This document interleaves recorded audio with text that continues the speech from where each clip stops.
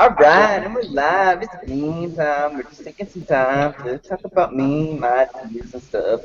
Mandated vaccines in California and gay marriage redux and possibly rape on meantime. Someone might get raped or not. Nobody knows on meantime. Alright, it's meantime. We're live. Episode 29. I'm your host, Champion. We've got regular commentator William, Hello. semi-regular commentator Ben, Hello. and new but returning member Jason, and possibly Kylie. I can't tell if she's actually participating or not, but there's a hand somewhere in the picture. Alright, so as I understand it, there's nothing pressing that anyone seems to have, although I just saw that Syria, quote unquote, the Syrian government, Bashar al-Assad's Syrian government airstruck his own country and killed 250 people. Even though, as Jason states, well, I'll let Jason take it from there. Oh, well, we were supposed to be establishing a no-fly zone over Syria, so I don't see how that would be possible.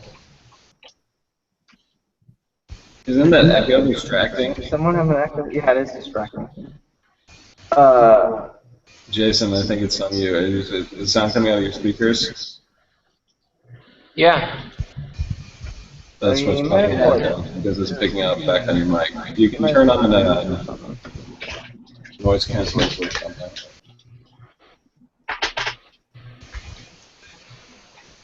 How about now? Hold on one second. Or is it William? No, that fix it. Was it William? It was William all along. Okay, William, well there, are I you put it okay? on headphones. Jason Okay. said something. Alright, we got that taken care of. Jason, you were saying. Okay. Hold on. It wasn't what? It wasn't.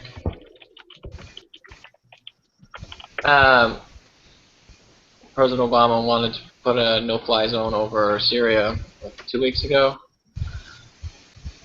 And as far as I know, they've been running airstrikes. So it'd be a little hard to believe that Syria got their planes off the ground and were able to have free reign to kill their own people. When you said they are having airstrikes, do you mean Syria is doing airstrikes for the United States? Or who were you No, talking Syria's about? killing their own. Their own people via airstrikes? Per the article Champ just quoted, that the Syrian government killed a bunch of Syrians. Okay. Right, and I mean, I guess, this is something I guess we could look into in the future. We probably discussed it before. I know that Bashar al-Assad is kind of one of those world leaders who is not the best world leader. I mean, they're having some sort of civil war conflict, which has been, I've read articles discussing kind of what the reality, how real the civil war actually is, how big the, I guess, the resistance movement actually is, as much as how much it's fomented. Because I've read, there's the mainstream articles which state that the Syrian rebels are fighting a evil dictator, Bashar al-Assad, which is pretty much plastered all over CNN. I'm guessing Fox News, I'm guessing any MSNBC, any mainstream media site. And then if you go to like Alex Jones, he'll talk about how George Soros, billionaire George Soros, is funneling funds and recruiting like basically mercenaries to fight for the quote Syrian rebel army to actually create a Syrian resistance movement. So, and then of course the U.S. is bombing every country in the Middle East. I want to make that clear. Pretty much every country in the Middle East has been and continues to. They don't call it a war, and I know that if anyone who I guess is pro the current administration, you got into an argument with them, they'd be like, no, but we stopped the war in Iraq. We scaled back the war in Afghanistan. No, we're still bombing those countries. There's a massive movement about how Pakistan, the people in Pakistan basically live with post-traumatic stress disorder on a daily basis because drones fly. They hear drones fly over their heads, so they hear this just any time during the day. They can hear this whirring overhead. They could basically mean someone they know or themselves, so it's going to get bombed, which is Sounds pretty traumatic. horrible mental, just mentally destructive to an entire country. Yeah, just, I guess I'm glad we addressed this just to put out there once again, the United States, whether they call it a war or not, is still bombing countries in the Middle East and killing people. And each person killed by a drone is, almost done by executive order. So President Obama has actually the highest kill count of any president in history, because he signed the executive orders and just murdering the shit out of people. Probably individually. He could probably be assigned individually the greatest kill count. I think that would depend on how you determine it, because I mean, Eisenhower, I guess technically led a whole army during World War II. That probably could get him a higher kill count. If you wanna, if you wanna say what might be personally responsible for that. If you have a personal presidential, or Truman specifically did the atomic bombs on Japan twice. That probably gets him. Yeah, he probably gets a hard one to top. Completely. What's the term? Completely obliterating a people group, a couple cities off the map, face of the earth. 2 cities off the face of the earth, basically. I guess if you have a presidential favorite that you want to have the highest kill count, then that would be. Well, yeah, I actually think Obama I don't think Obama makes the top 5, probably, if I think of it. Go on, Jason. Well, in Vietnam, we killed millions of northern Vietnamese. That's true. Yeah, there you go. I'm guessing, yeah, but that was. But that's like a shared victory between like 4 different presidents. I was gonna say, wouldn't LBJ would probably get, I guess, the large percentage of it, but wouldn't like Nixon share that? At bare minimum, wouldn't it be shared between Nixon and LBJ? And JFK.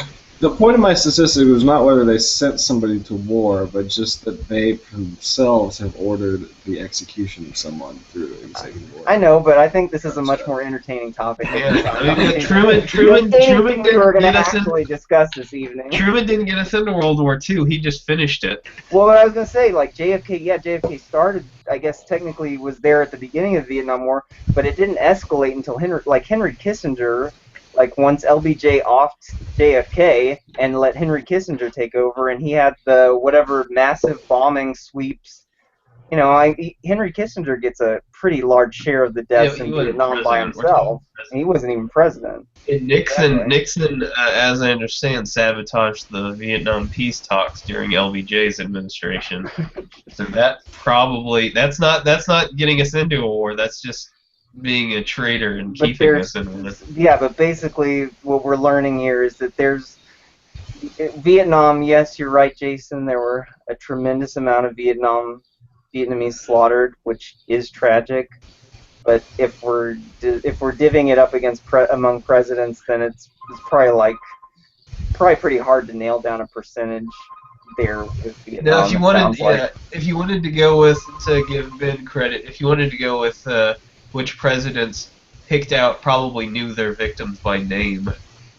That adds a whole other dynamic. Yeah, I mean, he's the first president that as far as I'm aware, that has the presidential kill list, where they sit down as a group around a table every Tuesday, unless it's changed. They might have changed, the kill list might have changed, and actually picked out people by name to go after. Then yeah, maybe it's Obama. Yeah. Yeah. Yeah. Jason, now maybe the rape discussion doesn't sound so bad now that me and William just joked about the deaths of probably several million people. I wasn't joking. I was being deadly serious. I was just smiling while I said it. Okay. or made He light. just enjoys facts, people. Mar- Yeah. All about facts. I just enjoy being Historical facts. accurate.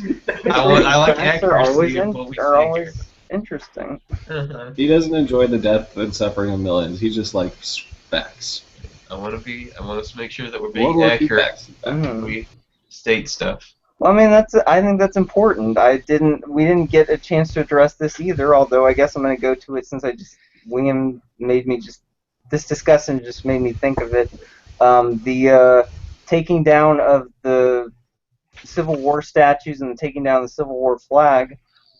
I don't personally relate to that kind of history, like where people are like, well, it's part of our heritage and stuff like that. I don't think that I really have any I don't think William and I have any vested heritage that I'm aware of. It would probably have some. Well, I know we have fighters. people who fought for the South, or Okay. probably were loyal to. I'm pretty sure because we had people in our family whose names were like Jefferson Davis Jackson or something like that. Well, with Jackson and Cooper last names, We probably owned a lot of slaves in our we own a history. lot of slaves. Yeah. Wish Kel was here so he could tell his joke. That's But yeah, but William and I guess, were never taught enough about our history to have a vested interest in that heritage. But I don't think that those things should be taken down because they're part of history, and history repeats itself. And I think that the best way to prevent history from repeating itself for, I guess, the longest time is to actually have those historical memorabilia remain however people choose to use them, so that the people on both sides can see them and have their emotional responses to them. I mean, at the same time, I would just go to the argument of, empowering the lunatics that pull off stuff like this, and having such a drastic change happen almost on a nationwide basis. Because of one that scares me in the fact that it makes other people say, hey, look, he was able to get rid of something he loved dearly, not really what the message was, but it was so powerful one man could do it, Yeah, but I'm guessing this is my conspiracy theory, putting on my conspiracy theory hat, which is on most of the time anyways, but just making sure that it's straight, is that I think that the gay rights Supreme Court decision and the flag and other Civil War memorabilia stuff being taken down all came right at the same time. I think there was probably something that they were distracting from, which to be fair, I wasn't really paying attention to the news at the time, so I can't remember what they were distracting from, but that the powers that be were probably actually trying to keep people from paying attention to. So they gave them these little, oh, here you go, here's your gay marriage, and we'll take these flags down and stuff. Yeah, they were just randomly distributing Bernstein Bear books all over the place to confuse everyone on Facebook. Mm-hmm. Yeah, Okay, William. I don't know. I don't have the same conspiracy leanings that you do. I mean, so if I had to guess, I would say, because I always tend to think that people, like the government, doesn't have the same level of power to orchestrate such events to cover up. To see the government not as a whole, but the systemic bureaucracy that exists within any structure where there's a bureaucracy, anyone at a higher level of power, they can base it, I don't know if you've ever talked to people, some people who have served in the military. I'm not saying all people have served in the military, or read some reports from police and stuff like that, or even people who work regular jobs and just do crappy things at their jobs. They will respond with, I was just following orders. So if someone or a cabal, a small group of people at the top of a power structure that is set up like a bureaucracy where there are multiple levels that fall down a chain, then someone can pass down an order.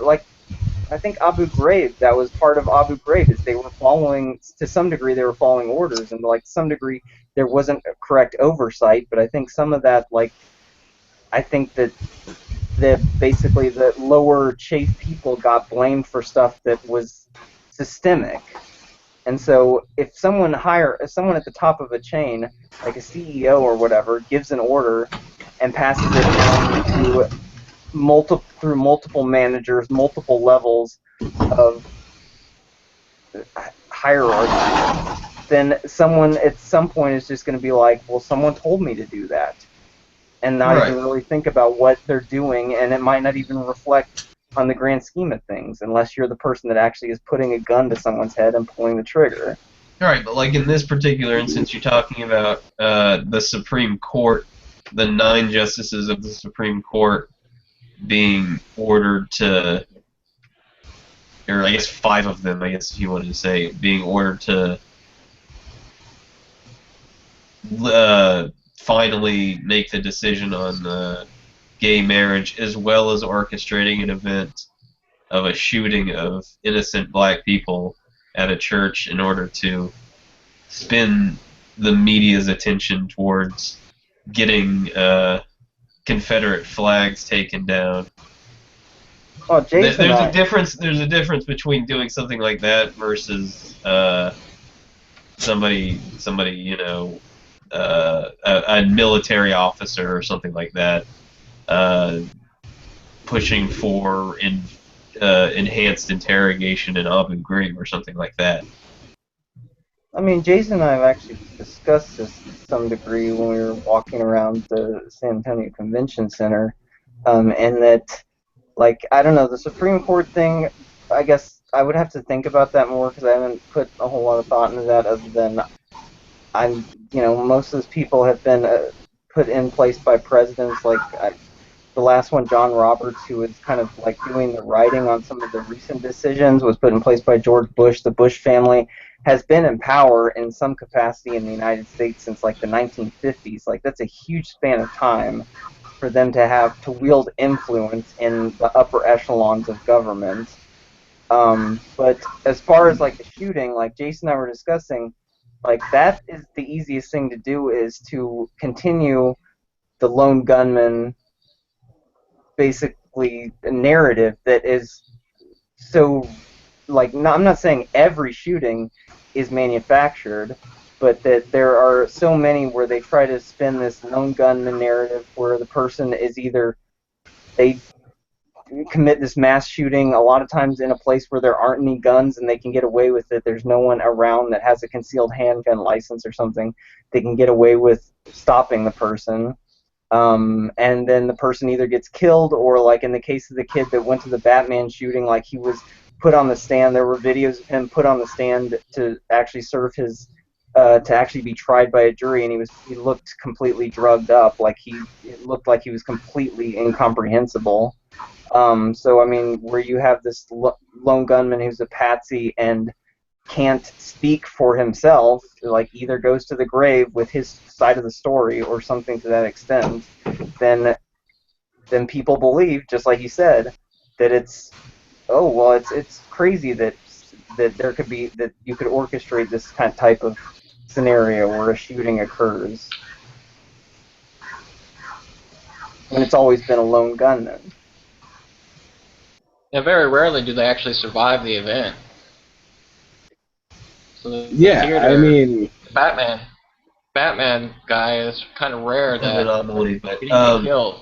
yeah, because most of them shoot themselves eventually. I mean, if you committed such an atrocity, everyone's thought about it, you'd want to kill yourself before spending the next 80 years in a hole. I mean, like, the most memorable ones to me, the person didn't kill themselves. Like the Jocar brothers who did the Boston bombing, they were killed by police, or at least one of them was killed by police. The other one was taken into custody. I don't think that he ever got to really tell his side of the story. I don't remember what happened. Right. The bombing is different than a mass shooting. JFK. When you look at Sandy Hook, JFK assassination. Jack Ruby steps up out of nowhere and shoots Lee Harvey Oswald. Like, he didn't kill himself, A lot of the most recent ones, the guy police not too long ago who was a police officer who got fired or suspended and went on a rampage. He ended up getting taken out by the police. Yeah, and they ran in and that dude was like practically Terminator. Yeah, that guy was taken out with a vengeance, basically. But Mm-hmm. I mean, people do go nuts sometimes, Yeah. and I do know. horrible things.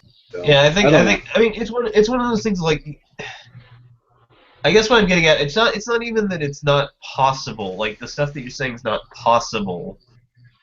It's that I feel like I'm not even saying that you necessarily believe these things. As you said, you're putting on your conspiracy hat. I feel like and maybe it's an okay way to look at it. I just feel like you seem to a lot of times attribute almost I everything mean, that's going on. I would think it would be Almost the everything that's opposite. going I would think on. it'd be the opposite. Like they would have something they wanted to do, and then they would just be patient and wait for somebody to Wait do for it. the opportunity. Wait, Yeah. wait to and do it, and then push like TPP through or something crazy. I think that I think There's that a lot of there's. shit going on. I was just gonna say, I think that there's a Because I mean, breadth. they could be patient. They're not going anywhere anytime soon. Right. All I was gonna say is I think there's a breadth of things that happen. I think that probably if the right pieces fall into place, then yeah, I'm sure the powers that be, if that is something that if there's the basic. I mean, what do they have to wait? They have to wait 6 months for a national tragedy to happen. Now, how many days has it been since our last national tragedy? That clock would be constantly reset every other Tuesday. Right. They could have a sign in their offices that says it's Yeah, been 30 days since our last national it's, tragedy. It's been 32 days since our And last. every time they make the number higher, they go, "Oh, we didn't Oh. get one last night." Oh. And then thing is- there's like their evil shit board right next to it is just getting fuller and fuller with things they need to do. Yeah, They're I just mean, waiting patiently. To-do list. the thing that I To do. think there's a breadth that I think Email. if something happens that fits the narrative, then they will do everything they can to spin the narrative to just let what event happened play into the narrative that the media or the government via the media wants to tell. But I mean, when there have been events in the past where the government has admitted to having an involvement, like the MLK assassination, where we know that Pearl Harbor was basically allowed to happen, where the what is it, basically the event that spurred on the Vietnam War was allowed to happen, where 9/11 is still, there's a tremendous amount of questioning about what went into 9/11. Then it just, and those are big events. Like it just, I find it so amazing that someone who is, especially like William, you who like read Wikipedia, I know on a pretty frequent basis and are probably more well versed than I am in some historical stuff about like 20th century United States history, like that. It's hard to believe that people with tremendous amount of power who want to stay in power don't set things in motion to maintain the current power paradigm that works for them. Yeah, and I mean, I'll admit, possibly for me, part of it's that I don't want to believe that people would do that, even knowing historically that these things, like some of the ones that you've mentioned, have happened. So maybe that's me living in a little blissful bubble where I don't want to think that I think the government problem would is use. just nobody is accountable. Like nobody would be held accountable. Like if you ever discovered anything, everyone would just be pointing the finger directly past them and saying, the shit goes to the left. And even when we do find out, like a lot of the stuff that Chim just mentioned, we find out decades after it happens, so there's no one to hold accountable. But when there's enough of a history, not just in the United States, that's just 20th century United States, or like even the last like 70 years of the United States history. I mean, if you keep going back, like, countries do this continually. Right. The USSR did stuff that. I'm not denying that countries do this stuff. Rome did stuff like this. It's just people, like, when you talk to someone who isn't well versed in history, they're like, well, that's in the past. We have better accountability now. We have the internet and stuff. And it's like, well, now, whenever I surf a lot of sites on the internet, other than I guess basically Facebook, because as much as I can tell, it's unfiltered people that I know saying things that I would believe they would say. Like even sites on the internet are now becoming more and more kind of commercialized and I don't know, made to basically play into all kind of say the same thing and kind of regurgitate the same information or censor people. Like I've posted stuff on random websites and they'll just censor it, and it might not even be particularly controversial, but it bucks the trend a little bit, or it says something that doesn't work with that company's bottom line, and they'll censor it just to make sure that everyone who's talking in the comments thread is nice and happy and talking about how they love whatever product is being sold. Shit. Just to clarify, the incident I was talking about with Vietnam is the Gulf of Tonkin incident. Gulf of Tonkin. Yeah.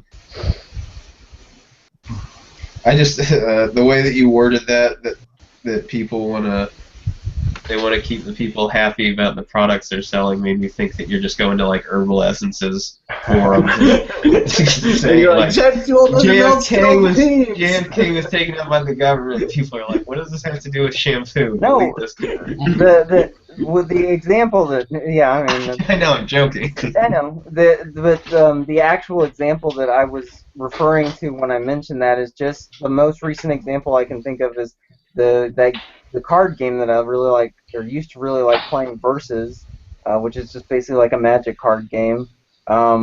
They stopped making it in 2008, and now all of a sudden, now they've decided to reboot it as like Versus version 2, basically, and change things about it. And so I wrote about, at the time, what seemed like problems that I had, and that I liked the original Versus, and why I was like, why don't y'all just keep making the original Versus? And they edited that because I wasn't talking about the new product and saying how much I liked the new product. Like, they censored that. Okay. Well, can I rewind the discussion a bit and go back to the flags being taken down? Yeah. Didn't we talk about this on a previous show? Did we? You and I have been glossed over a bunch of stuff really quickly, and now I'm just circling back because I feel like there was stuff that was left unaddressed and that came up in the discussion, this current discussion. Like all I was going to argue was that the flags, from my standpoint, I think the flags, anyone who wants to put up the flag, like I guess if government, I don't even know how the ruling actually goes, but anyone who wants to put up the flag should be allowed to put up the flag, because people who view it as their heritage, and then people who view it as racist, view it as racist, and it continues. People realize that there was a time in our history where, that wasn't that long ago, where we had human slaves, and like, as opposed to whitewashing history and just kind of glossing over any mention of slavery in historical textbooks for children growing up, or children seeing those flags and wanting to learn about the history of them. Yeah, but I mean, unless I'm mistaken, isn't the only thing that happened with that it was taken down at a courthouse? It's not like they were taking it out of museums or making people not be able to have them on their cars or on their front lawns or something like that. Wasn't it just, I mean, unless I'm mistaken, wasn't it just that they decided to take it down from their courthouse? I actually don't know the full extent of it, but I was just reading an article the other day where the University of Texas has decided to, I guess, at least, in that case, they're not removing the statues, but they're moving a statue of Jefferson Davis out of the public eye and into a museum, but they're still keeping up other Southern leaders. Fighters, Southern leaders. So, I mean, that's just, there's a broader movement that's occurring because of whatever initial decision was actually made. I mean, like, I get what you're saying about not whitewashing history and not, not exposing people to these facts, the flags or the statues of leaders or whatever that were from the Confederacy, but at the same time, I think that it's not like they're erasing them from. I do know. Okay, yes, I do know that there are some instances of, especially in Texas, like getting rid of stuff in textbooks that was controversial about our past. But like speaking, and that I'm absolutely 100% against. But I think there's sort of a difference between getting rid of something like that, like going into our educational textbooks and deciding not to teach children about our hard past or something like that. There's a difference between that and taking down something that, like a flag at a courthouse, or maybe a statue of someone like Jefferson Davis that was probably erected in honor of him. And this is about a period of time where you had an entire country that with the Confederacy that was more or less at its core built on furthering slavery, and you're keeping you're having people who wish to continue to celebrate that history, maybe because they had relatives in the past or whatever, wanting to celebrate that history publicly, in public spheres, in like government spheres, having like at a courthouse or something like that, knowing full well that you also have a substantial portion of the population whose ancestors were enslaved by this, who are basically having to look at, they're like a courthouse, like a symbol of justice that says we're still proud of what we did in the past here. We're still proud of what our people did fighting for this symbol of slavery. Right. And that's very different, I think. I mean, I think it's an interesting discussion to have, but that I think, and I'm not saying that it's right to take it down or wrong. I'm just saying that's a very different. I think that's a very different situation than, as you kind of said, whitewashing history in textbooks, how we teach our children what happened or something like that. I feel like those are two very different situations where I think you could totally be against deleting these ideas from our history, from our textbooks, not letting our children know about them, not letting them know about the true thing, and be totally against that, and not necessarily be against taking down the celebration of these sorts of things, whenever it comes to the government, whenever it comes to something like a courthouse, where it's supposed to be like a symbol of justice, it's supposed to be something that serves every member of the population, ideally equally, and everything, and yet you still have this symbol of oppression and hatred. Right. Or at least a symbol that can be interpreted that way. Some people interpret it differently, but can very easily be interpreted as oppression and hatred. Hold on 1 second. Jason, do you have anything to put in, or like it looks like, do you have something to say, or do you have to go or anything? Yeah. No. As far as the flag goes, there shouldn't be any other flag flying with the American flag or the state flag at any government building. I don't know if there's rules or regulations, but there shouldn't be any other flags. However, removing works of art from government building, I don't agree with. A statue is a work of art. A flag could be a work of art. Yeah, but a flag is representative, and if it flies on the flagpole with the American flag or the state flag, that's something different. There's rules and regulations that define what can fly on a flagpole, how the flag's supposed to be presented. There's a whole code book on that. So to have another flag that is not recognized by the United States, I could see removing. As far as removing statues of generals, in the Georgia right now, there's the controversy of the generals on the side of the mountain that they want to remove. That's work of art. Even if you don't agree with work of art, it's protected by the First Amendment, and if you're offended by it, too fucking bad. Because you don't have a right not to be offended. So if you're offended by the Confederate flag or anything like that, it doesn't matter. It's First Amendment. Get over it. It doesn't represent slavery, nor did we go fight in a civil war for slavery. I mean, the Civil War is popularly believed to be about slavery, but literally had nothing to do with slavery. I don't think that that's true. I'm going to disagree with that statement. I know there But were other. I want to let Jason keep talking. I'm sorry I interrupted. Go ahead, Jason. Well, I mean, the main reason we went to the Civil War had nothing to do with slavery, although it was a component of it, but it was more of the South.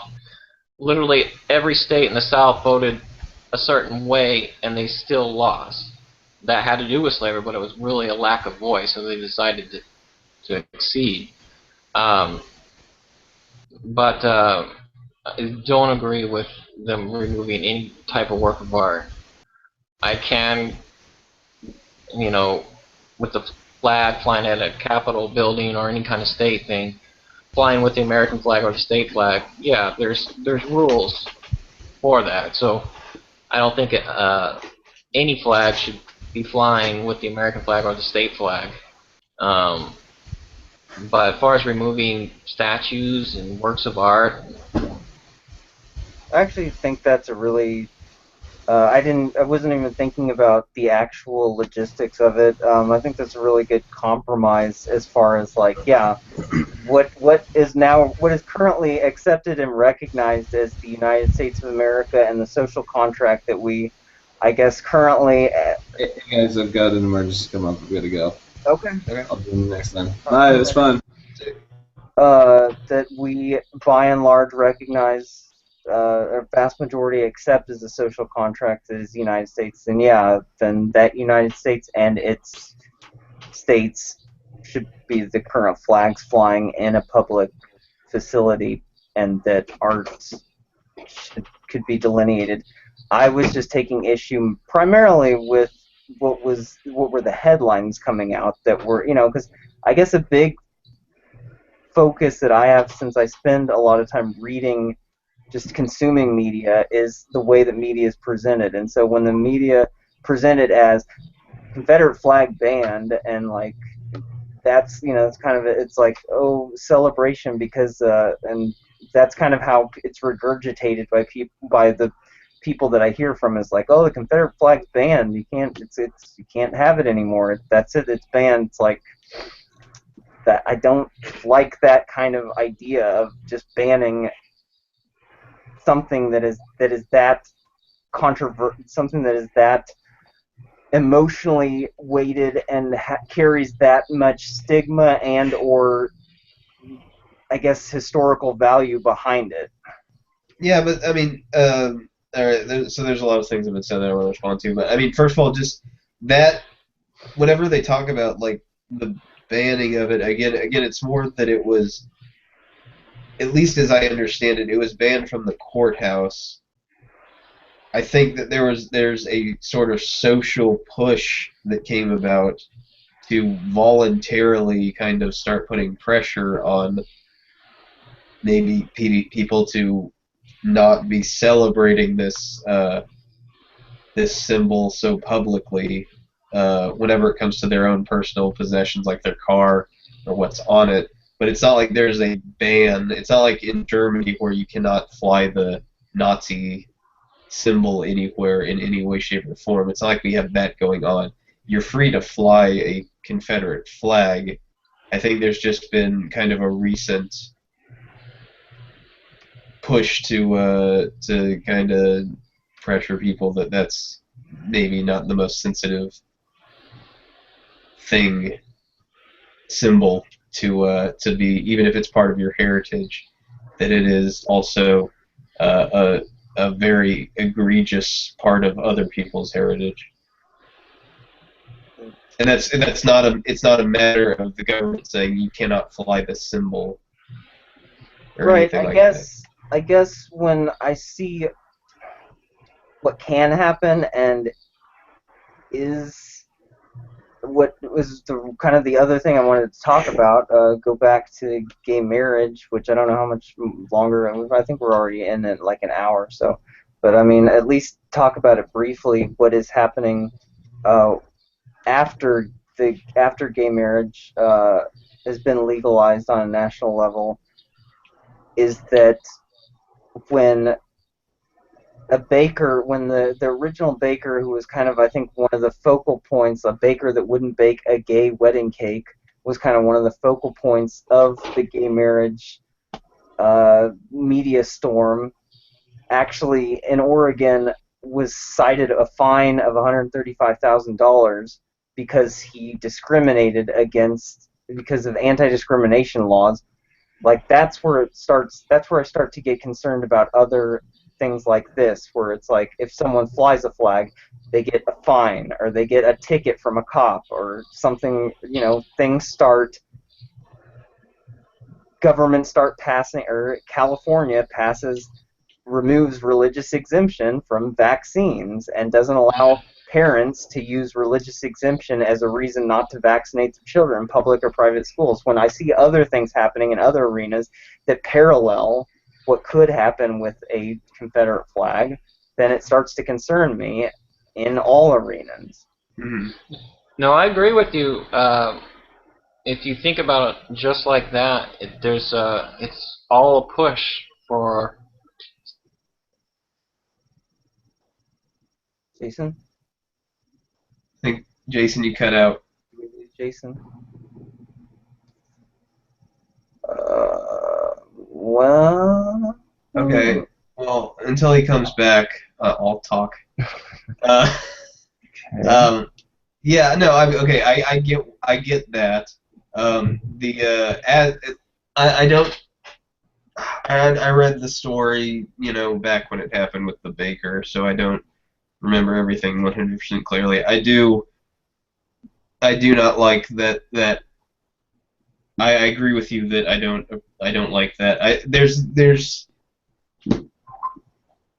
the I guess there's the fear of, when it comes to gay marriage, one of the things that I always heard as the one of the main reasons that people would say, like, they would at least be comfortable saying, I guess is maybe the way that I would say it, that they were against gay marriage, was because they thought then that people would be able to, like, homosexuals would be able to sue a church for not marrying them or something like that.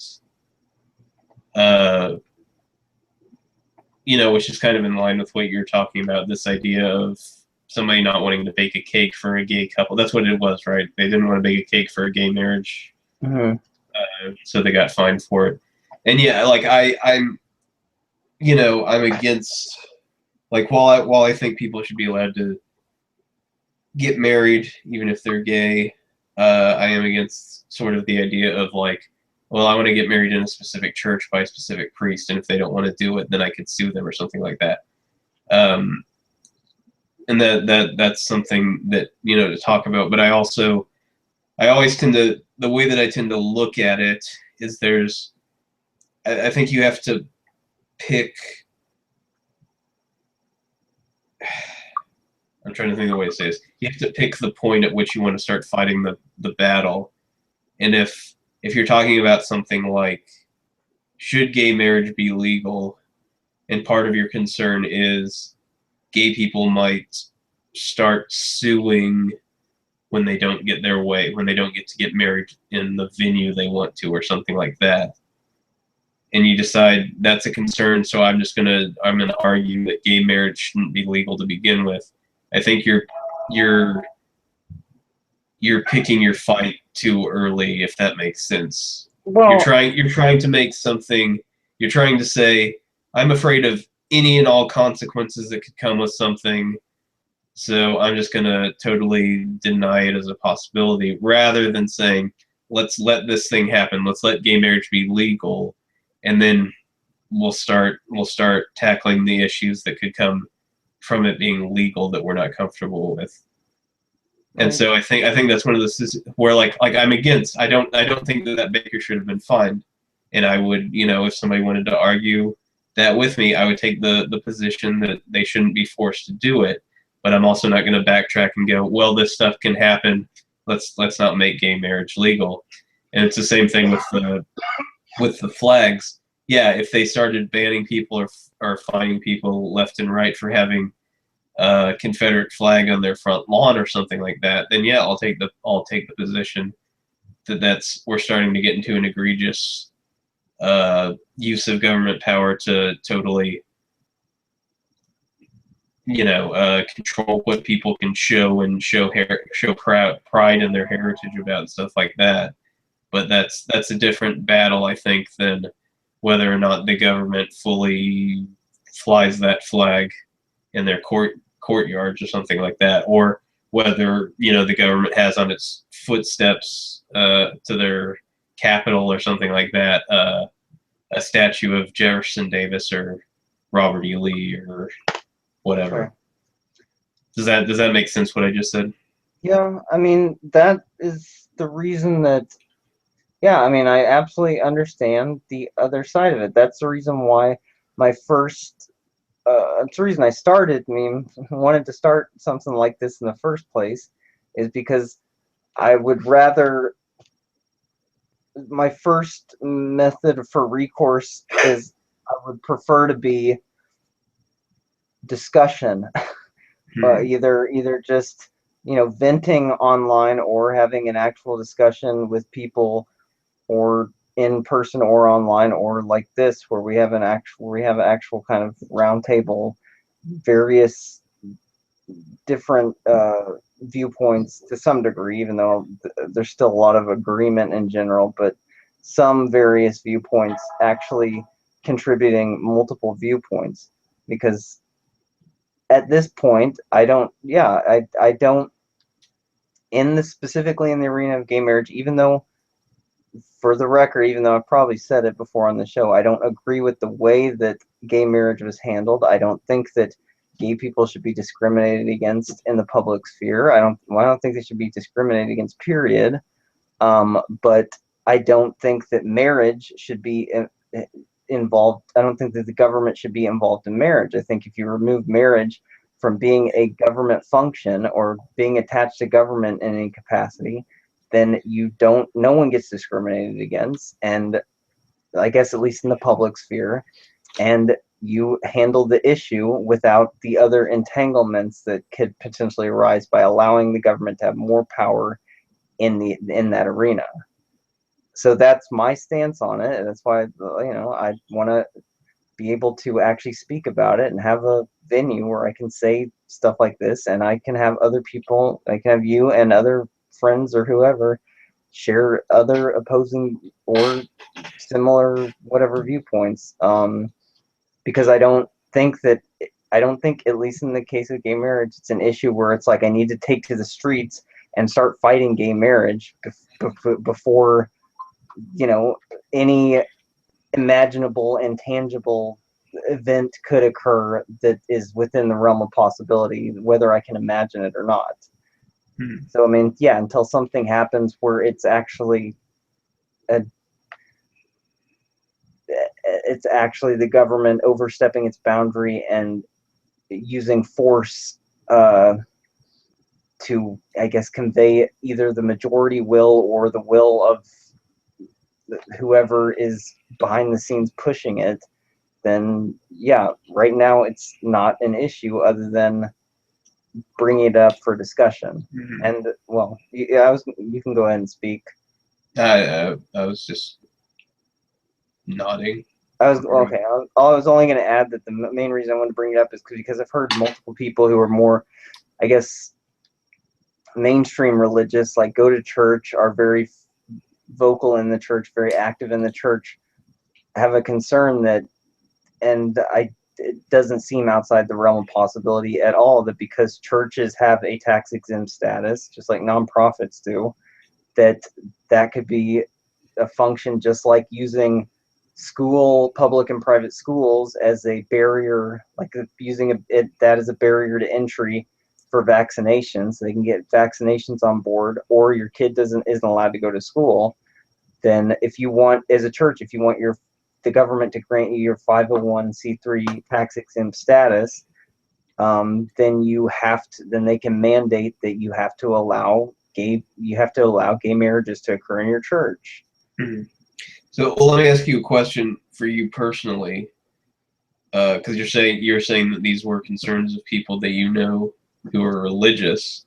What would your opinion be if of that? Like if the government said, in order to maintain tax exempt status, there are certain guidelines that we expect to be followed. Well, that opens up the whole issue of I don't think that taxation should occur the way it is, and I probably don't think. All right. Well, all right. Let's pretend that's off the table as a Okay. All right. the taxation, whatever form, whether it's the perfect form that you want it to exist in, or it's in its imperfect form that it is now. I mean, I guess if there's going to be a section that's 501c3 within the tax status, which is the reason, like a flat tax or something would be a lot. I'd rather just have a flat tax and just not have to deal with, just have it across the board, not to deal with all these gray areas. But if there's going to be a 501c3 or 501c4, I don't even know the whole tax code, but these Tax exempt stuff.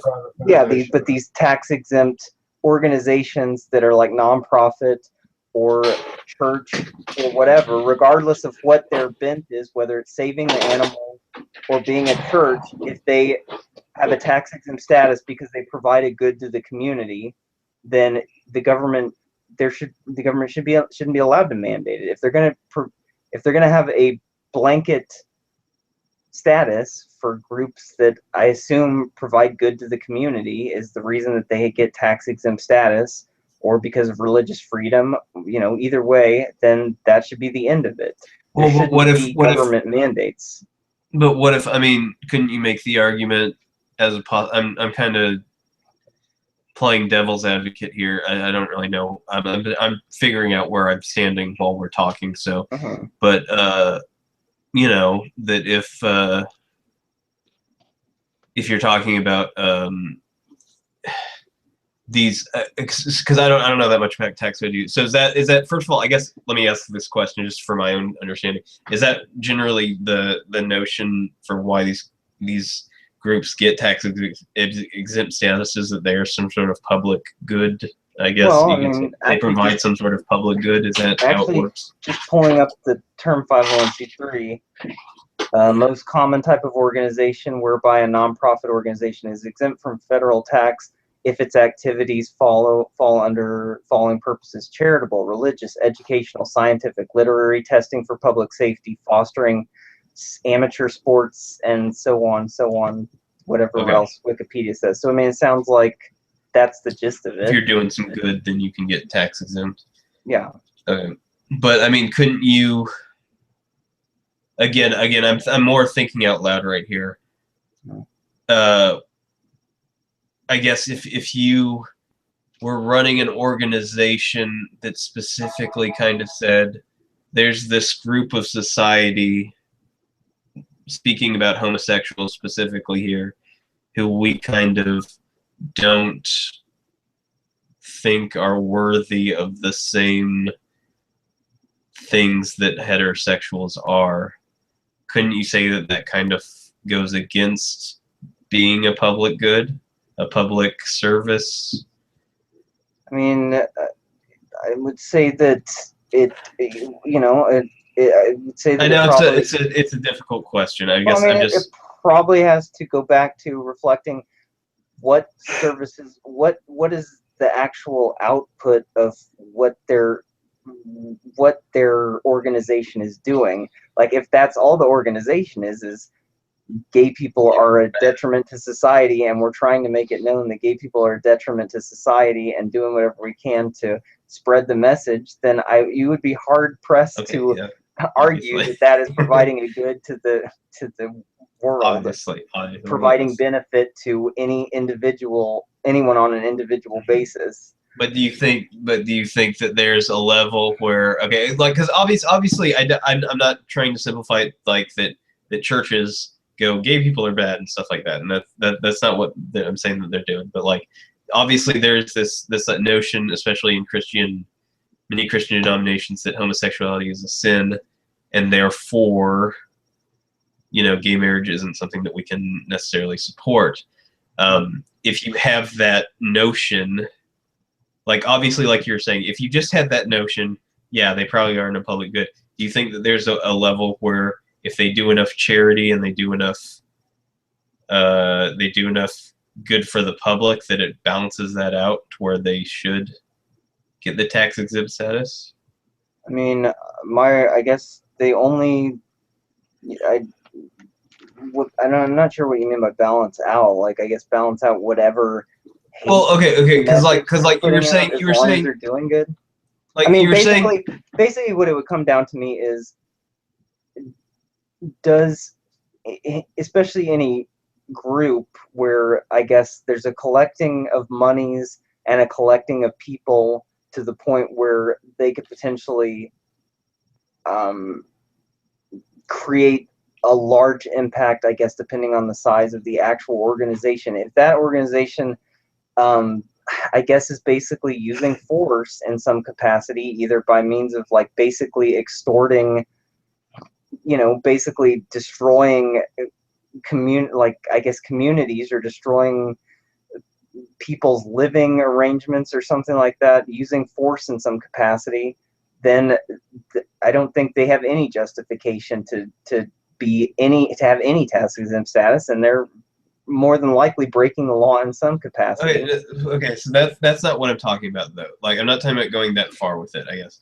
I'm saying let's say you have an organization that does charitable acts to a significant degree to make a impact in their community or something like that.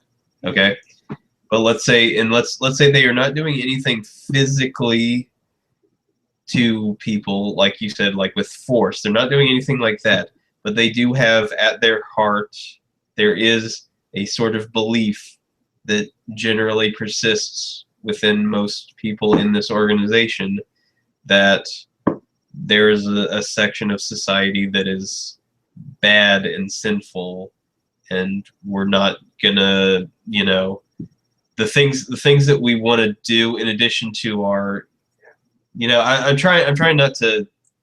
This is kind of a difficult way to put it. Like let's take the Boy Scouts or something like that, for example. I have no idea if they're tax exempt or not. Probably. Let's take something. I was gonna say, like, it seems like the direction you're going in, it seems like a perfect example would be when religious groups or possibly churches, I don't know, probably some, I'm sure there's some tax exempt churches or other religious groups that like picket abortion clinics, which is, I guess, borderline using force to instill fear in women who go to like Planned Parenthood or something to commit abortions, because they think that abortion is in itself an act of force on a human life. I mean, and I guess the only argument I could make to that is, like, that would be the biggest gray area that I can think of off the top of my head, unless you have another example. Well, but okay, the only argument I can have to that is that there are pro-abortion groups that go to those same rallies and argue in the same side, and that would probably be the biggest gray area I can think of. And I guess I was trying not to be too specific, because I wanted to, but I think I'm confusing you on what I'm getting at here.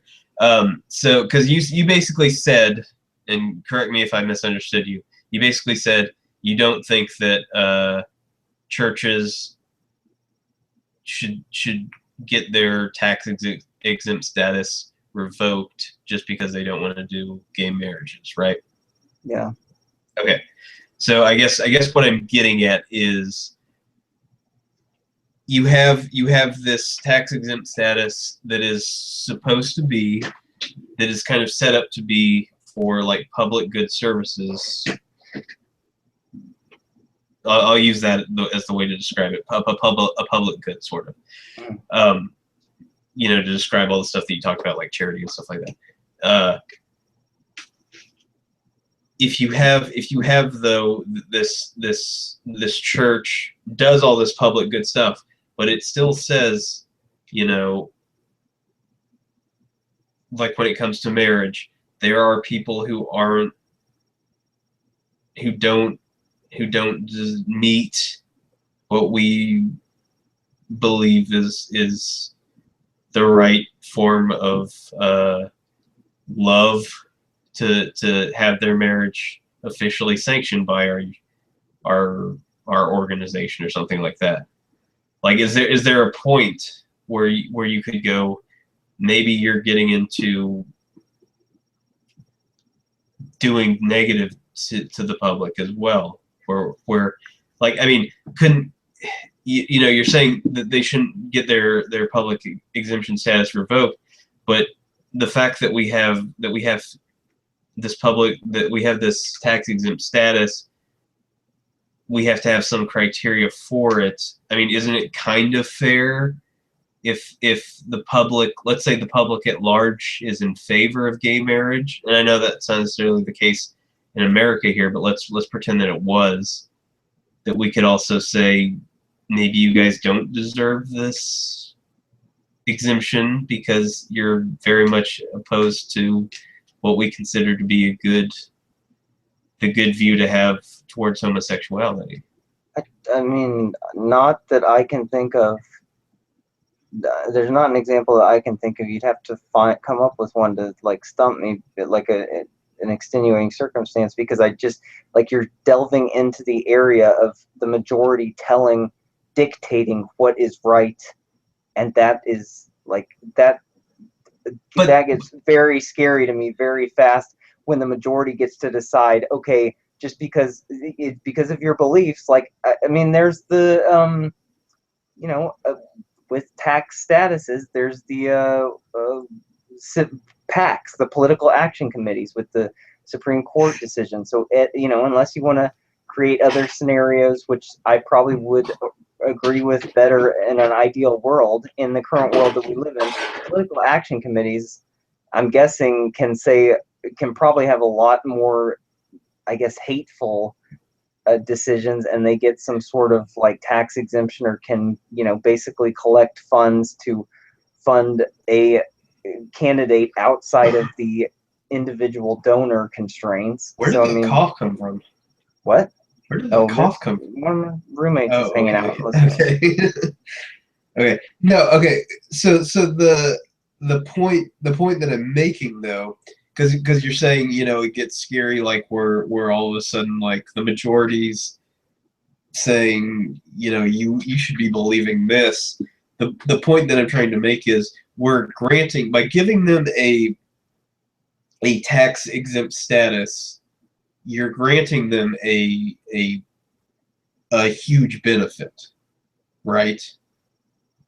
But it's based on the stipulation that they provide, that they fall within some sort of protected, you know, I don't particularly like the scenario, but based on this scenario that exists, by and large, there are very few churches that there's no churches that I am aware of, I guess, that I've experienced in my life outside of, I guess, the Westboro Baptist Church via the internet, that doesn't do good, that doesn't provide a service to the community. So, I mean, I know that the 501c3, the way that it's worded here, religious is worded separately from charitable. So, I mean, I guess that would be, you know, if you want to get into a deeper, more technical, an argument of technicalities, where you want to argue whether religion should be protected via the First Amendment or whatever. But just based on the charitable designation, there aren't any churches I'm aware of that don't provide some sort of charity to their community. Right. But I guess what I'm saying is, but it is a benefit that we are offering to them. It's a benefit that the government is offering. It's saying, you are exempt from being taxed for anything that you come in.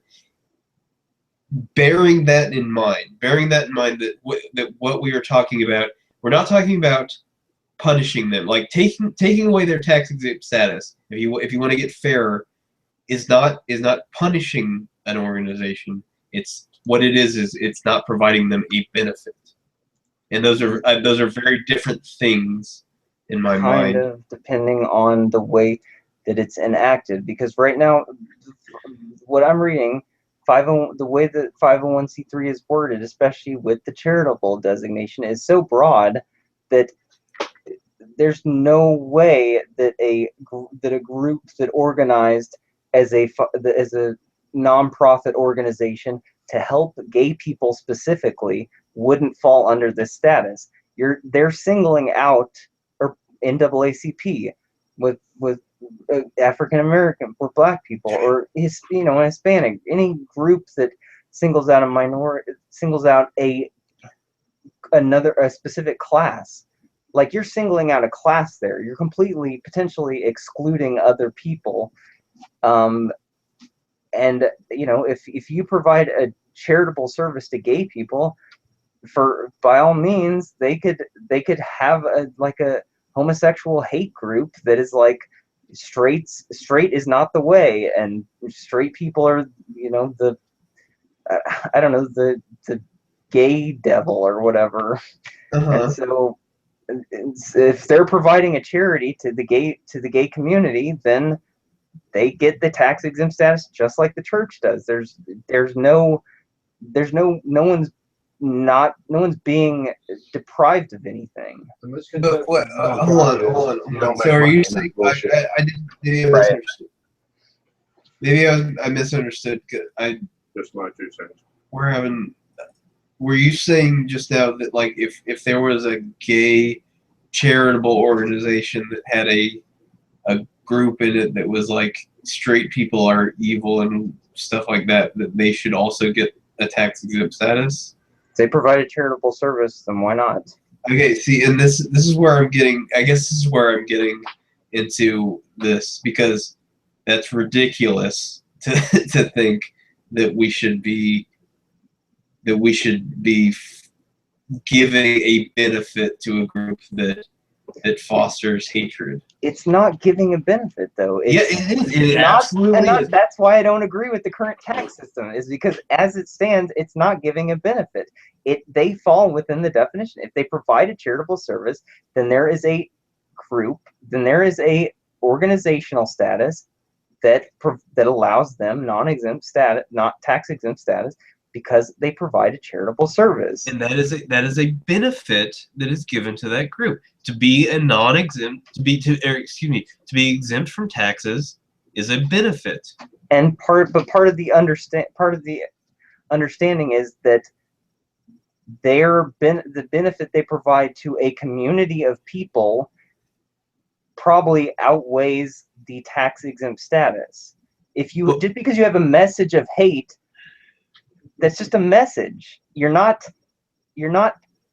rounding people up and putting them into detention centers or something. But by saying things, right? And but the what you are but there's a message that you are sending of these people preach some sort of hate, and our government is going to give them tax exempt status, and not because they preach hate. We're going to give it, as long as they do a little bit of good, we're going to give them tax exempt status, and we're going to support. We're going to let these people do more. We're going to let these people have more money to do things. No, that's not the way it works. If the government takes money away from you, then to begin with, then there is no benefit going on at any point. Yes. There's just a point where the government is not using force to take more money from you. Right. Okay. But that's. I think you're just getting into a semantic thing. And again, the argument that I'm making, William, is regardless. First of all, I imagine you would have to have some measurable degree of. I'm guessing that's where any sort of. I'm guessing that would be the most specific area where you could create like stipulations or something. Is I'm guessing you have to have some sort of, outside of maybe religion or whatever, I don't know, maybe scientific, there has to be some, you have to provide, you can't be a little bit of good, you have to provide evidence that your making a substantial impact. You're an actual organization that is serving a community. And again, when I say that the gay hate group can coexist with the Christian, whatever Christian group, although it makes no sense from the standpoint of Christianity to actually hate gay people. If there was a Christian group that, and I'm sure one exists, that actually hates gay people and gets 501c3 status, you're not singling out anyone. Yes, you're providing these organizations that have organized under the designation that is provided that they are providing some sort of service to a community, but you're not singling out an organization. You can have any broad rainbow, anywhere in the beautiful rainbow of hatred. Anyone can have any minimal or great amount of hatred they want to have, and can create a group about that. That as long as they're positive enough. That's 60% love of gay people, 40% hate of gay people, and then there's another group that's 40% hate of gay people and 60% love of gay people to balance it out. But as long as they're providing a service to their community, then they can all exist as 501c3 organizations. Okay, and my argument is that's absolutely ridiculous to support something like that. Well, I think it's ridiculous that the government can use force to extort money from people. Well, I think that's too way big beyond too big of a topic. I think we have to make like a whole show for that if we want to get into that. But let's get out of that for a second. Okay, well, let's wrap up on this topic because we're almost like 2 hours in now. Okay, but let's live in the reality that taxes do exist. Okay, right now, if you let's pretend let's pretend we know we're gonna have taxes, and we know we're going to we're writing the tax code right now. You and me, we don't have this 501c3 that doesn't exist. We've gotten to the point where we're gonna decide. All right, now who are we gonna give exemptions for? No Why one. Would you? Huh? Okay, take my pen and draw a line through it. No one. There's a flat tax. Everyone pays the same tax. Okay, fine. That's fine. But let's say no way. Hold on. I'm just gonna finish. I'm gonna let you finish speaking, but I'm just gonna say if you and I are sitting down writing the tax code, from my standpoint, if taxes have to exist to fund a central government, if that is the government that we're going to establish, a central government wherein taxes have to be collected from the entire group of people that fall under the social contract and agree to some sort of means of taxation to fund a central government, then there will be absolutely no exemptions or benefits or detriments to anyone. Everyone will pay exactly the same tax, and that will be the end of it. Okay. Now you can go. Okay. Well, because this is the point that I'm like, it's because I feel like you're kind of all over the place because you're saying that now, but then you also just said like 10 minutes ago, it's okay if we have if we have tax exempt status stuff. This is what I don't get. Why if you're saying let's say we had to create a group where at least we had to come up with at least one thing that that could be tax exempt status for whatever reason. Somebody puts a gun to our head and says we have to come up with something that can be tax exempt. Why is it that for you a group that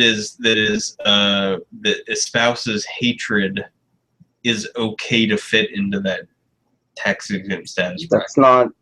You're twisting things around because of people hate. I don't like it. I don't think that hatred is of any value, but it's a thing that exists in the world. Unless you want to have thought crime and try to police the way that people think and speak, then people will hate, and that's a reality of the world that we live in.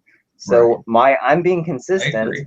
If we're going to create a group that has tax exempt status, presumably because they provide a benefit to society, to some part of society, which I assume is the, unless you want to create your own definition, that's the easiest working definition for me. That would be the only reason, that would be the best reason I can think of, if someone put a gun to my head, to have to create a tax exempt status, that they provide a benefit to a community. They provide a benefit to a group to a part of the world.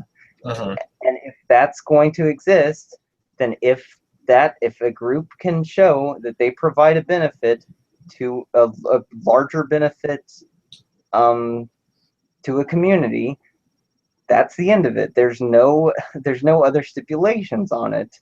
They don't, as long as they don't use force on human beings, and in doing so basically break pretty much any law that is a law about violence, and basic stipulation of at least, like, I guess, libertarianism, probably even anarchy, then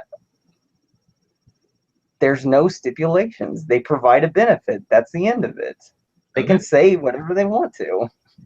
They're providing a tangible benefit to society. Okay. I mean, that's where I stand. I'm trying to be as consistent as possible. All right. I see where your consistency is coming from, I guess. I don't know how you could say that if the core value is providing a good to society, how you could say if this group is in some way espouses hatred, that doesn't actively conflict with that core good of providing good to society. I mean, so, like, again, if you had the Church of the KKK, and they were saying, black people are all bad and stuff, whatever, but they were raising tons of money for charity to get homeless people off the street, white homeless people off the street, or something like that. I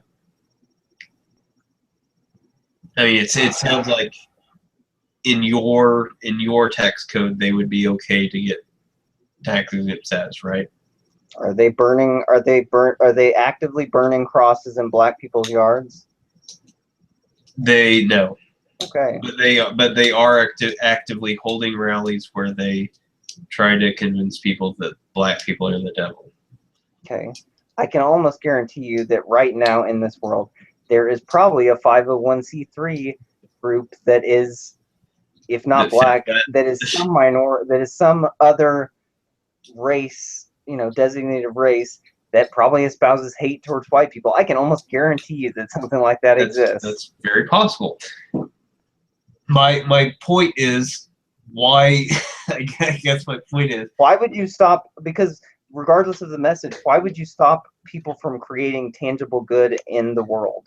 Why would you ever want to stop someone? It's not like if you take away their tax exempt status, they can't do public goods or something like that. Then don't provide a tax exempt bracket. You're the one that's arguing. Well, I think that's what it comes down to, is that we're probably both in the more don't provide the tax exempt bracket to begin with, which is kind of makes this whole argument ridiculous if we both think that. I understand. But I don't know. I think it's weird. I just think it's weird that if we could both be like, maybe we shouldn't have the tax exempt status, but then, like, if we do have it, we could kind of diverge so much. I just don't understand why, if someone is not outside of thought, what I can only describe as thought crime, because if I go up on the street and tell a person of color or a gay person or just a person I don't like, find out something wrong with them, and basically start telling them that they're worthless or whatever, until it crosses the line where I'm either, like, seriously threatening to where a large group of people see them seriously threatening to them, or actually cross that boundary into violence or force, then but see, that's I shouldn't be. but that's different though, because when we're talking about the tax exempt status, we're not talking about these are organizations that exist, and we're just we're dictating what they can and can't do, which is what you are describing. Maybe this is where we're having the disconnect. You're talking about something like let's just say people walking around on a daily basis. If I'm a racist, I should be allowed to be racist. The government shouldn't be able to tell me that I can't have racist thoughts or something like that.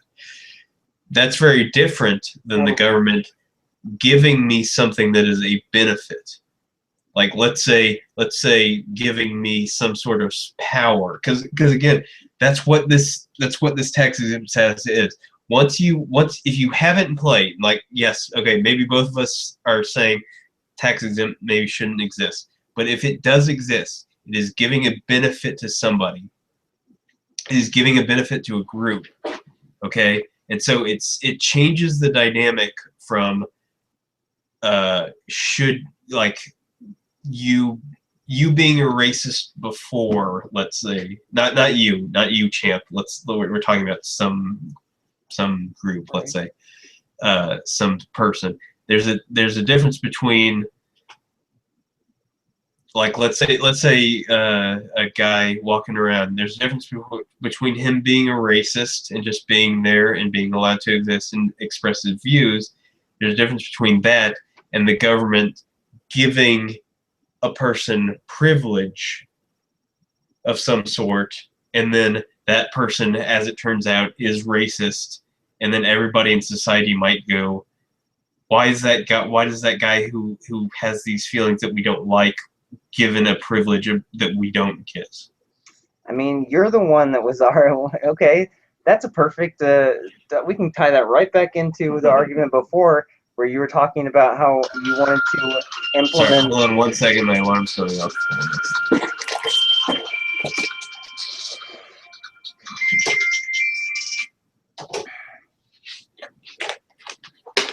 All right, what? We can go ahead and tie that. That seems to me like the perfect segue to go right back into you wanting to initially institute the introduction to socialism by taking $1,000 and giving $1,000 to every person, or every poor person from every rich person. Where do you decide who benefits and who's at the detriment? Just society allowing majority rule? First of all, I said I never said that everybody would that only poor people would get it. I said that everybody would get it. So everybody would get this spread of money. Okay. So there wouldn't be anything. I mean, I guess it's where did the money come from originally? $1,000 that goes to every rich. Okay. The rich. Who are being punished in that scenario, being punished. See, and this is something that I wish I had jumped on more when we talked about this before, because Jason used the phrasing, which I'm going to take issue with, of stealing money from the rich and giving it to the poor, and you seem to kind of be using the same phrasing too. The thing that I used to be a lot more libertarian and more where you, I think, still are. But the one thing that comes to mind, and I know you know this, and I know Jason knows this too to some degree because of some of the things that he said, we live in a society where the rich as it currently stands have so many capabilities, so many possibilities to continuously amass wealth at the expense of other people, of the middle class, of the poor, of even the not super wealthy too. They have the capability of constantly consistently amassing wealth and funneling that back in through PACs and stuff like that, to getting the government in such a way that the government's basically in their pockets where they can amass more wealth and stuff like that. We have this situation where you can couch it in like terms of like, oh, you just need to pull yourself up from your bootstraps, and you need to get out there and become rich, and it's just hard work and elbow grease that gets it. That's not our society is so convoluted, it's so intricate, there's so many things that go into it, and there's so many ways that you can grease the wheels and stuff like that, that the people who I would be, the people who can get into that highest strata of money in society, who can be the wealthiest of the wealthiest of our society. I'm not saying that all of them got there through underhanded means or something like that, or bad things. I'm saying that all of them being there and where their children are, there's a privilege that comes with it that makes their life so much easier, that makes things so much makes it so much easier for them to be in that position, to stay in that position, and to continue staying in that position for themselves, for their children, for their children's children. That when you and all of that comes from that privilege that comes from the society that we have built, that we as all of us, we're not a whole bunch of individuals. We are, I mean, we are like everybody mixed together, working together, influencing each other. And so you have to kind of, whenever you start, I think it's really unfair to describe it like stealing from somebody else. Whenever you say all of this is connected, all of us, you, me, everyone else, we're all connected in some way. Whenever and some of this stuff is massively benefiting a small portion of the society, it's not necessarily unfair to think that those people who've been massively benefited by this society coming together could put a little bit back in to help the ones who aren't benefited by this society. Right. And I've never argued, even when I've described taxation, which I don't know a good way to do it, without the end result being something I don't like. I mean, I would rather just,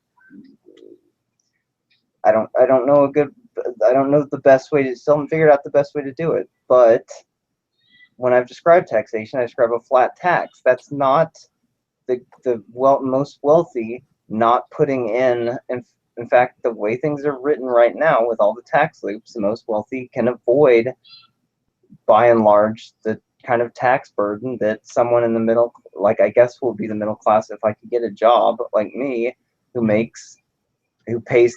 can pay up to like 30% of their wages in taxes. The most wealthy can get out of all those can find tax loops to get out of that stuff. If you have flat tax, where there was no benefit or punishment, of 15%, for example, a person that makes $1 million pays more than a person that makes $10,000. Okay. And I don't really have a problem with that, because it's a tax that is about as even as you can make it. Well, I mean, I actually rambled on for so long. What were we talking about beforehand?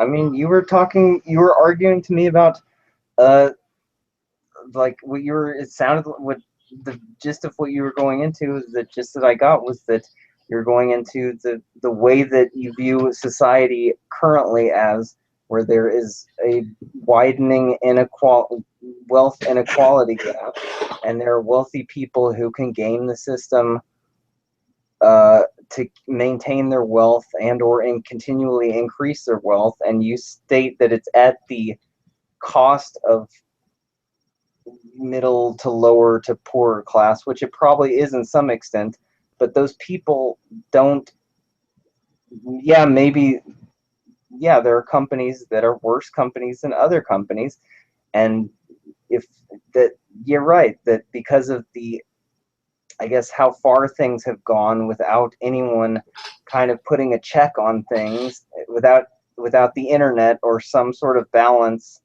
coming into play where people can start looking at stuff and say, wait a second, some of these companies treat their workers shitty. Some of these companies destroy the environment, or get away with BP level destruction of the earth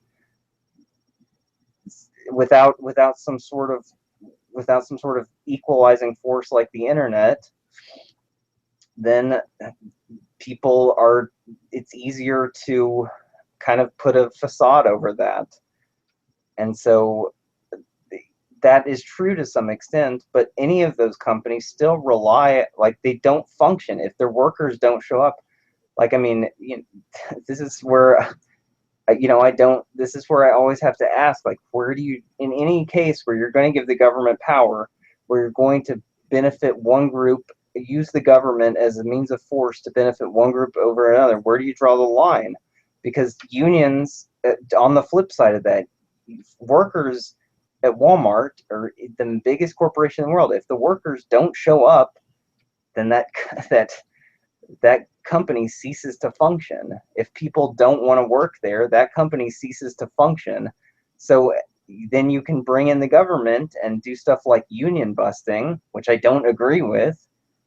But that's the flip side of things. The government, the people that when you want to argue that that you want to equalize things by having I guess the government as a means of force, presumably with the majority backing it to make the decisions. Ultimately, who's going to make the decisions? The people in government, the people who have traditionally, until something changes, made those decisions in government. It's going to continue to benefit in this current example, the Senate, and to a lesser extent the House of Representatives probably hold the greatest sway, I guess, currently, in the way things work, other than, I guess, the Supreme Court can kind of overstep that, although I'm guessing that the legislative branch could find a way to kind of work around whatever any decision the Supreme Court made that they truly didn't like. But if they're neatly in bed with corporations, then the people that are making the decisions, that regardless of how they couch it, and regardless of whether Democrat or Republicans, whether they're saying they're trying to help the common man, if they're in this position of power and they want to maintain this position of power, they're going to benefit themselves first and foremost, and they're going to use the force of government to make sure that they stay where they are. They're not going to screw themselves. They're not going to write legislation into effect that's going to screw them out of their neat positions of power and let us equalize things to the point where other people could potentially take over their positions of power. Well, okay. So I guess I feel like we're kind of going all over the place, but which is fine. Well, we could, but because we've already gone to into 2 hours. Yeah, I was gonna say maybe we could write this stuff down and maybe we should start later on. So okay, this is maybe then a topic that I would like to talk about on a future episode of what, and I think I've mentioned this before as a topic I would like to discuss, and I feel like I've never gotten y'all to be it for it. I've asked you every week what is if and maybe you could think about this for next week. What if you could sit down and change the government? How would you set it up? What would the government be? How would it function right now? If you could get rid of branches, you could add branches, you could do whatever you wanted. You could change. You basically could write your own constitution on how the government would work. How would you make it function? And I think there are ways. You just said there are ways that Congress, and I agree with some of the stuff you just said about Congress and having like the majority of the power and not wanting to give that up. I think that's a huge issue. I personally believe Congress is probably the legislative branches of our governments, both federal and even on local levels, are probably the biggest obstacle to the government doing anything good right now is the legislative branches. Big contributing factor. Yeah.